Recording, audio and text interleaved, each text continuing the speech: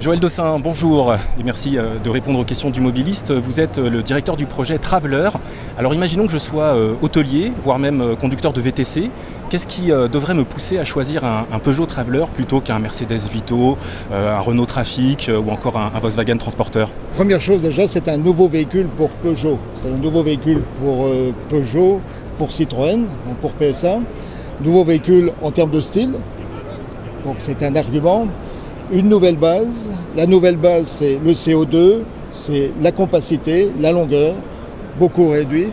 Et puis, ce sont les prestations. Les prestations, il y a les prestations légendaires chez Peugeot et chez Citroën, c'est le confort.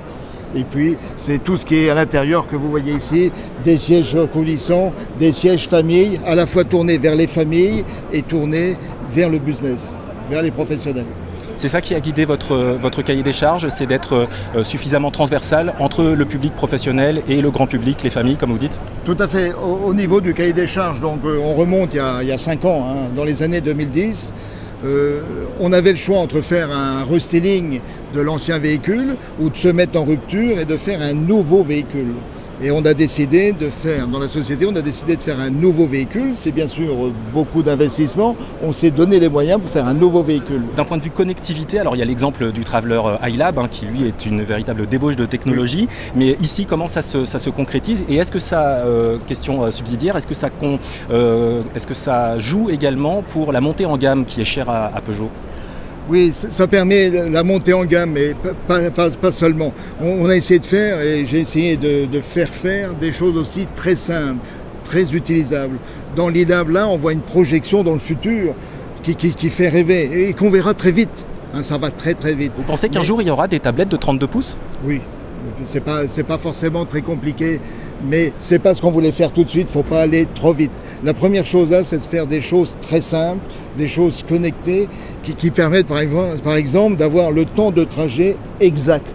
C'est pas de dire il y a du trafic, il y a des bouchons, mais combien de temps je vais réellement mettre. Donc c'est pas des statistiques, ce sont des temps réels que des gens calculent et qu'il suffit de récupérer, donc il faut être connecté. Donc ça, c'est un premier point. Ensuite, il y a tout ce qui est standard, trouver un hôtel, trouver un restaurant, trouver le parking, quelle place disponible, etc. C'est toutes ces choses qu'on offre.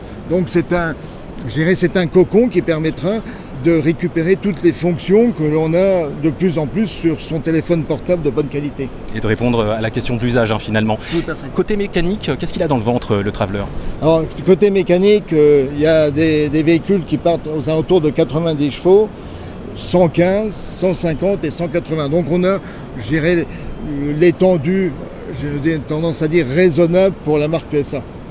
Et avec des boîtes, la boîte EAT6 qui est une excellente boîte sur les véhicules fortement motorisés, et puis des véhicules très économiques en CO2 en entrée de gamme. Et puis des Blue HDI également, côté Désian? Tout à fait, tout en Blue HDI, Euro 6, SCR et compagnie. Puisque je parle de moteur, est-ce que vous envisagez à terme des versions hybrides, voire même électriques?